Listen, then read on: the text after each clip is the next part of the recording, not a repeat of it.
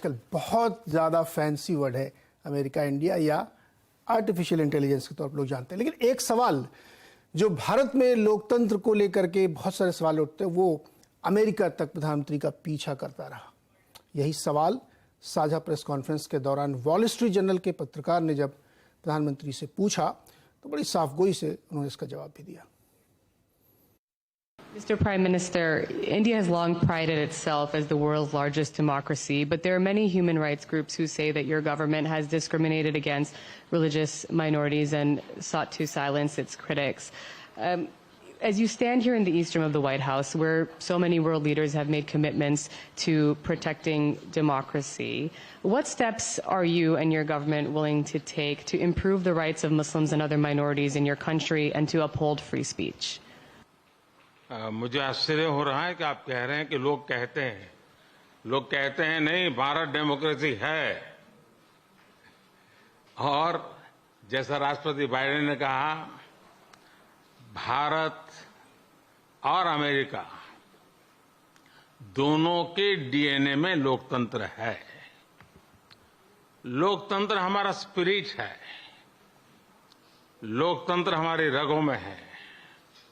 लोकतंत्र को हम जीते हैं और हमारे पूर्वजों ने उसको शब्दों में ढाला है संविधान के रूप में। और हमारी सरकार लोकतंत्र के मूलभूत मूल्यों को आधार लेकर के बने हुए संविधान के आधार पर चलती है। और हमारा संविधान और हमारी सरकार, और हमने सिद्ध किया है डेमोक्रेसी कैन डिलीवर। और जब मैं डिलीवर कहता हूं तब कास्ट, क्रीड, रिलीजन, जेंडर, किसी भी भेदभाव को वहां जगह नहीं होती है। और जब हम लोकतंत्र की बात करते हैं तब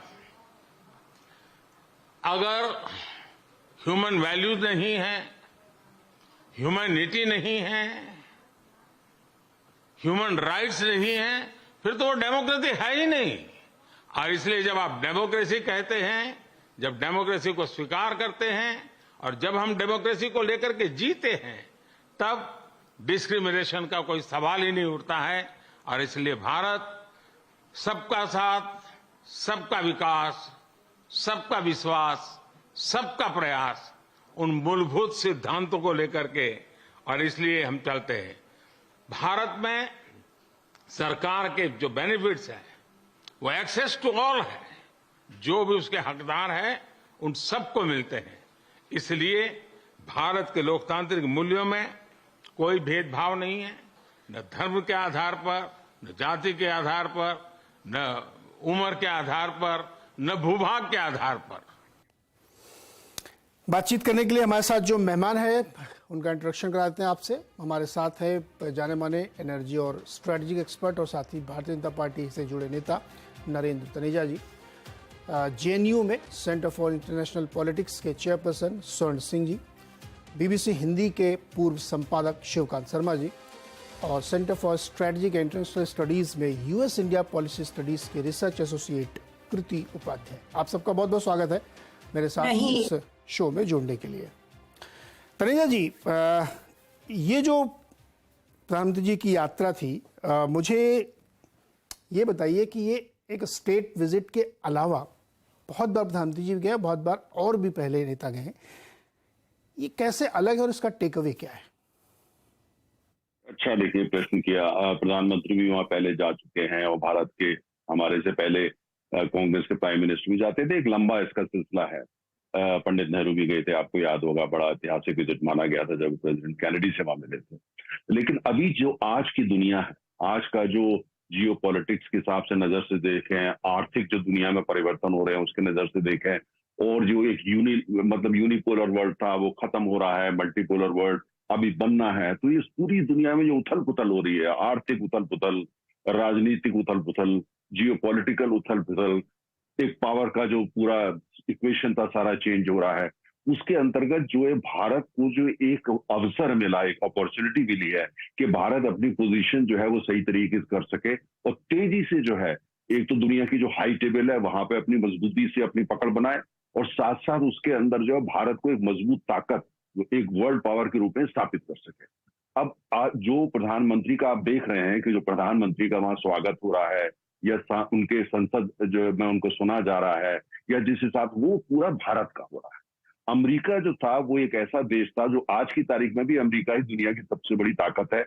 चीन उभर रहा है लेकिन आज की तारीख में अमेरिका, और मुझे नहीं लगता कि आने वाले 25 साल, कम से कम 25 साल आर्थिक रूप से या सामरिक रूप से अभी अमेरिका के कोई काट बनने वाला है। चीन उभर रहा है, इसमें कोई दो राय नहीं है, लेकिन चीन क्या अमेरिका बन जाएगा या ये जो G2 की बात करते हैं G2 बहुत बड़ी रियलिटी हो जाएगी, टक्कर देना, मुझे नहीं लगता कि अभी ऐसा होने वाला है। और एक लोकतांत्रिक देश है, तो मुझे लगता है सबसे बड़ा यह है कि भारत एक लोकतांत्रिक देश, और जिस हिसाब से एशिया के अंदर परिवर्तन हो रहे हैं कि चीन की ये कोशिश के पूरे एशिया, इंडो पैसिफिक एशिया के अंदर चाइना जो है वो एक हेजीमॉन बनना चाहता है, जिसे हिंदी में बोले दादा बनना चाहता है, और भारत को ये स्वीकार नहीं, जापान को स्वीकार नहीं, ऑस्ट्रेलिया को स्वीकार नहीं, वियतनाम को स्वीकार नहीं, एशिया के ज्यादातर देशों को स्वीकार नहीं, सिंगापुर को स्वीकार नहीं। तो ऐसी स्थिति के अंदर जो है हमारे को आवश्यक है कि जो लोकतांत्रिक भी हो और साथ में बड़ी ताकत भी हो, और हमको साथ में निवेश भी चाहिए, हमको टेक्नोलॉजी भी चाहिए। तो जो हमारी यात्रा है और जो हमारी एम्बिशन है पूरे भारत की, उसमें अमेरिका जो ऑफर करता है वो फिट बहुत अच्छा है, परफेक्ट फिट है।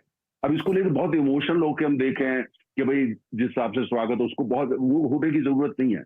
हर देश अपना राष्ट्रीय हित देखता है, अमेरिका जो भी कर रहा है वो राष्ट्रीय हित देख रहा है, हम जो कर रहे हैं हम अपना राष्ट्रीय हित देख रहे हैं। तो अमेरिका से जो संबंध है, पूरी दुनिया जो बदल रही है उसमें भारत को, जो भारत बनना चाहता है एक बड़ी ताकत, और साथ में जो है काफी हद तक जो अर्थव्यवस्था को बड़ा करना, उसके लिए जो एक बड़ा अवसर है। और अमेरिका पहली बार, मेरी अपनी नजर में ये पहली बार हम देख रहे हैं कि अमेरिका जो है वो 2 कदम आगे बढ़ के आ रहा है, और बड़ी गर्मजोशी से जो भारत का वर्ल्ड व्यू है और अपना जो वर्ल्ड व्यू है उसके अंदर जहां तक वो समानता लाने की कोशिश कर रहा है। 100% तो कोई देश नहीं लाता, हम भी नहीं लाते हैं, लेकिन ये पहली बार इतिहास में हो रहा है। जिस हिसाब से उन्होंने जो है, चाहे वो जेट इंजन के लिए बात करी है या आर्टिफिशियल इंटेलिजेंस की है, और तमाम चीजें जो अभी उभर के धीरे धीरे आने वाले दिनों में देखेंगे जो वहां बातचीत कंपनियां हमारी कर रही हैं। तो ये एक मुझे लगता है कि पूरे वर्ल्ड के हिसाब से अगर आप देखें, जिस हिसाब से जो पूरा दुनिया का चेस बोर्ड में परिवर्तन आ रहे हैं, पूरी दुनिया के अंदर जो नई दुनिया जैसे बन रही है, इवॉल्व हो रही है, उसके अंदर ये पार्टनरशिप एक बहुत अहम रोल प्ले कर रही है। और साथ में जो भारत का नजरिया कि हम अमेरिका से बड़ी अच्छी दोस्ती रखेंगे, गले में लेके चलेंगे, गले में लेंगे सब कुछ, लेकिन हमारा वर्ल्ड व्यू जो है वो अपना रहेगा। मतलब ये है कि हम रूस से अच्छे संबंध रखेंगे, हम चीन के साथ वर्किंग रिलेशनशिप को जहां तक होगा मेंटेन करेंगे, चीन से हमारी लड़ाई होगी, हम अपनी लड़ाई चीन से लड़ेंगे लेकिन दूसरे की नहीं लड़ेंगे, और साथ साथ पूरे जो इंडो पैसिफिक है उसके अंदर जो नई अपॉर्चुनिटीज आएगी, मिलके जहां जहां संभव होगा वहां काम करेंगे। तो ये मुझे लगता है कि ये सारा उद्देश्य है। ये जो चीजें टेलीविजन पर विजुअल्स दिखते हैं तो अच्छे लगते हैं और अच्छी बात है, ये पूरे देश का सम्मान है, लेकिन इसके पीछे की जो कहानी है वो ये है कि जो भारत की एम्बिशन है कि 2030 तक क्या हासिल करना है, 2047 तक दुनिया की दूसरी बड़ी ताकत बनना आर्थिक रूप से, और कुल मिलाकर देश के अंदर गरीबी को बिल्कुल खत्म कर देना है, और पूरा ग्लोबल साउथ जो है विकासशील देश जो भारत की ऊपर जो टकटकी लगा के देखते हैं, उसके लिए अपने को और सक्षम बनाना है कि जिस पूरे ग्लोबल साउथ का हम रिप्रेजेंट कर सके। तो बहुत सारे मल्टीपल इसमें जो है गोल्स हैं, और हमको लगता है इस विजिट से वजह दुनिया को दिख रहा है कि उसमें जो है हम भी कर रहे हैं, कोई किसी पे एहसान नहीं कर रहा, वो अपने राष्ट्रीय हित देख रहे हैं, हम अपने देख रहे हैं, और उसमें जो है, लेकिन इस समय जो हमको लगता है कि ये पहली बार हम देख रहे हैं कि अमेरिका जो है वो 2 कदम और आगे चलने को उसके लिए तैयार है, जो हम चाहते हैं, जो हमारा वर्ल्ड व्यू है। हाँ, नहीं, ये बिल्कुल ठीक है।